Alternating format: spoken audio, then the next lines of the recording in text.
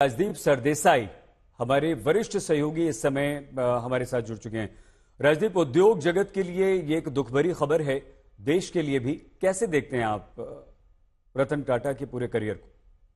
देखिए, रतन टाटा वाकई एक तरह से आप कह सकते हैं एक भारत रत्न थे। क्योंकि जिस तरह से रतन टाटा ने एक एक ऐसे बिजनेस ग्रुप को एक ऐसे मुकाम तक पहुंचाया जहां केवल भारत में नहीं लेकिन विश्व भर टाटा की एक नई पहचान हो गई। यूरोप से लेकर जो इंग्लैंड में अलग अलग देशों में उन्होंने टाटास को एक तरह से ग्लोबल कंपनी बनाया। 21वीं सदी के लिए एक तैयार कंपनी बनाया। जब जेआरडी टाटा ने टाटा टेक ओवर की, तब जेआरडी टाटा ने एक तरह से भारत के स्वतंत्रता के बाद एक तरह से एक स्वतंत्र कंपनी बनाने की कोशिश की। जी। उसी कंपनी को एक अलग मुकाम पर लेकर मुझे लगता है रतन टाटा का बड़ा योगदान था। टाटा को प्रोफेशनलाइज करना, उसके मैनेजमेंट को नई दिशाओं में ले जाना, ये सब मुझे लगता है रतन टाटा की बड़ी खूबी थी जिसके लिए वो जाने जाएंगे। और इसके साथ जो भी किया उन्होंने एक मानवता के साथ किया।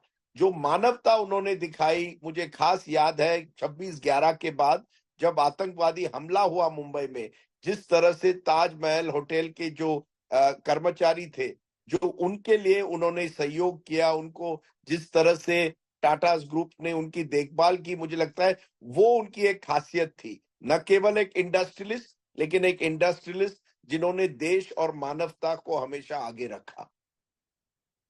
राजदीप, आपने अंतर्राष्ट्रीय स्तर पर ले जाने की बात की। रतन टाटा ने बहुत सारी इंटरनेशनल कंपनीज का अधिग्रहण भी किया, उनको उनको टेक ओवर भी किया।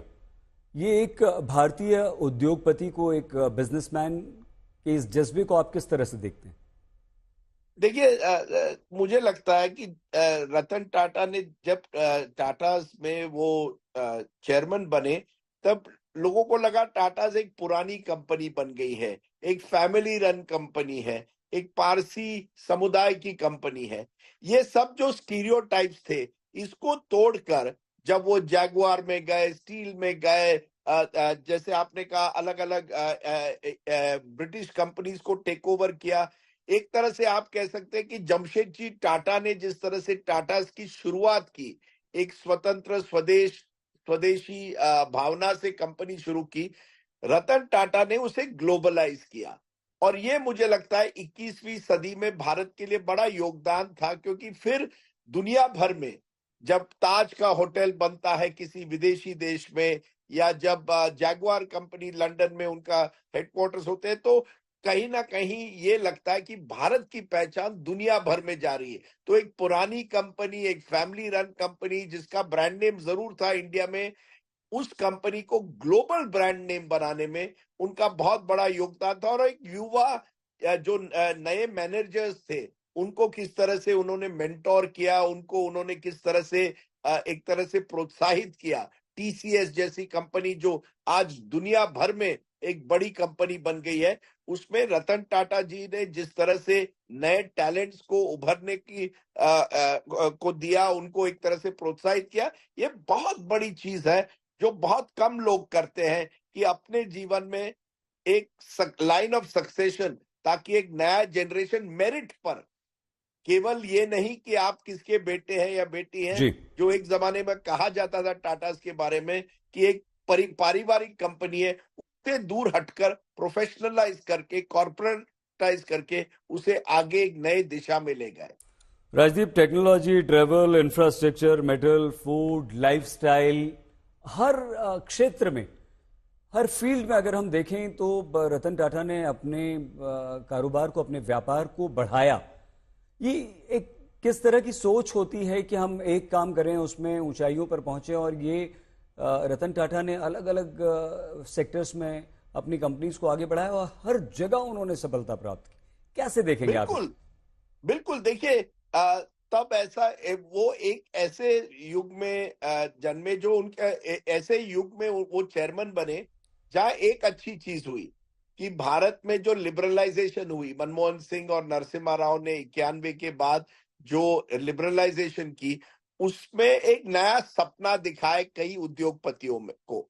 उनमें से एक रतन टाटा थे, और रतन टाटा ने उस मौके का फायदा उठाया और कंपनी को डाइवर्सिफाई किया।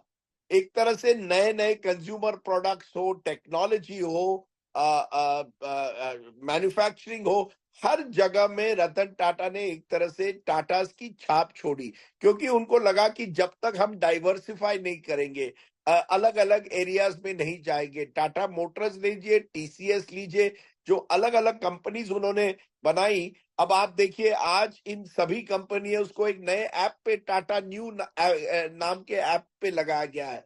तो जी। मुझे लगता है इससे टाटास को एक टाटा ने बाकी इंडियन कंपनीज को एक तरह से एक दिशा दिखाई कि आप केवल भारत तक अपनी अपनी सीमाएं मत रखिए, आप पूरे विश्व में जाकर भारत का नाम रोशन कर सकते हैं। लेकिन फिर भी मैं कहूंगा कि मुझे लगता है उनकी जो मानवता थी, फिर वो जानवरों के लिए है, वो एनिमल एक्टिविस्ट थे जो अलग अलग ट्रस्ट बनाए थे टाटास के, जो कई अलग अलग दिशाओं में कंट्रीब्यूट करते हैं सोसाइटी को। ये जो जब आज सीएसआर की बात होती है, कॉर्पोरेट सोशल जी। रिस्पॉन्सिबिलिटी की, रतन टाटा को किसी ने कॉर्पोरेट सोशल रिस्पॉन्सिबिलिटी सिखाने की जरूरत नहीं थी। उनको उनके आत्मीयता में ही मुझे लगता है सीएसआर पहले से ही था। हमारे देश से बाहर निकलकर न्यूयॉर्क स्टॉक एक्सचेंज तक में लिस्टेड होना और विदेशों की कंपनियों को अक्वायर करना, ये सोच ग्लोबल तौर पर हम अगर देखें कि टाटा की ग्लोबल सोच थी रतन टाटा की, वो कैसी थी राजदीप? देखिए देखिए, मुझे लगता है 90 के दशक में पहली बार भारतीय कंपनीज को वो मौका मिला कि पहले तो अपने आप को भारत में एक्सपैंड करें, मार्केट भी एक्सपैंड हो रहा था। और फिर एक ऐसा 2000, सन 2000 के बाद जब आउटसोर्सिंग, इंफॉर्मेशन टेक्नोलॉजी बढ़ने लगी, तब भारतीय कंपनीज धीरे धीरे अमेरिकी मार्केट में जाने लगे। लेकिन ये बात बड़ी थी कि तब तक आप बीएसई तक सीमित थे, बॉम्बे स्टॉक एक्सचेंज। नैस्डैक पर जाना, वहां जाकर अपना एक तरह से दबदबा बनाना, वहां जाकर आज आप सोचिए, बॉस्टन में मैराथन होती है या न्यूयॉर्क में मैराथन रन होती है, उसके स्पॉन्सर कौन है? टीसीएस। जी। किसने सोचा होगा करीब 20 साल पहले कि एक भारतीय कंपनी अमेरिका के एक बड़े स्पोर्ट्स इवेंट के स्पॉन्सर बन पाएगी? तो यही तो रतन टाटा ने एक तरह से प्रोत्साहित किया एक नए जनरेशन को कि आप बड़ा सोचिए, आप केवल देश तक मत अपनी सीमाएं रखिए, अलग देशों में जाइए, फिर वो इंग्लैंड हो या अमेरिका हो, अपना एक तरह से अपनी टाटास की एक छाप छोड़ दीजिए। राजदीप, हम एक एक कार का नाम लेना चाहते हैं यहाँ पर। जैगवार, लैंड रोवर, बड़ी कार, महंगी कार, रईसों की कार, आपने भी जरूर चलाई होगी। ऐसा ऐसी कार बेचने वाला व्यक्ति, ऐसी कारें बनाने वाला व्यक्ति, वो नैनो बनाता है और उसका सपना होता है कि मैं देश के हर व्यक्ति को लाख रुपए में कार प्रोवाइड कर पाऊंगा। ये सोच देखिए कैसी थी? सही, सीएसआर की बात अभी आप कर रहे थे। जी सईद भाई, ऐसा है कि नैनो, मुझे लगता है उन्होंने कई कई नए प्रयोग किए। और वो उनको गाड़ियों उनको गाड़ी चलाने में या गाड़ियों से वो बहुत पसंद था, खास करके विंटेज कार्स। लेकिन नैनो की एक्सपेरिमेंट उनकी पूरी तरह से सफल नहीं हुई। टाटा मोटर्स बहुत एक्सपैंड कर गया। आपने जैगवार की बात की, और मैंने कभी जैगवार नहीं चलाई मेरे दोस्त। मैं अभी तक मैंने कई सालों तक फियाट ही चलाई थी, बाद अब टोयोटा कुछ सालों पहले खरीदी है। लेकिन आप सोचिए जी। कि एक इंडियन कंपनी, एक लंदन के एक प्रीमियम कंपनी, ब्रिटेन के एक प्रीमियम कंपनी के को टेक ओवर एक तरह से करती है, ये अपने आप में बड़ी बात होती है। जब आप आज लंदन के रास्तों पर जाएंगे और जैगवार देखेंगे, तो आप कह सकते हैं अरे ये तो इंडियन कंपनी है। ये जो एक तरह से उन्होंने आत्मविश्वास लोगों में बढ़ाया, एक गर्व दिया, गर्व से कहो हम टाटास हैं, जी। ये जो कहना है एक तरह से, ये केवल उन्होंने कहा नहीं लेकिन करके दिखाया। और ये उनकी खासियत थी। एक होता है कि मैं यहां जाऊंगा, अलग अलग देशों में मैं, आपके सपने होते, सपने उन्होंने साकार किए।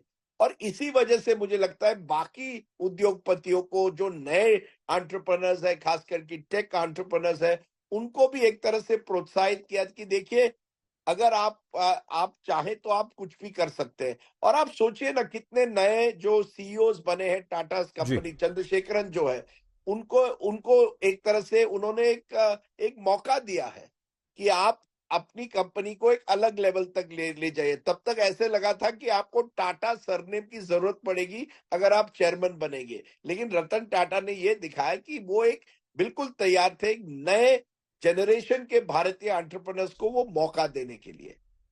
राजदीप, बहुत धन्यवाद आपका। आप हमारे साथ जुड़े। राजदीप सरदेसाई हमारे वरिष्ठ सहयोगी।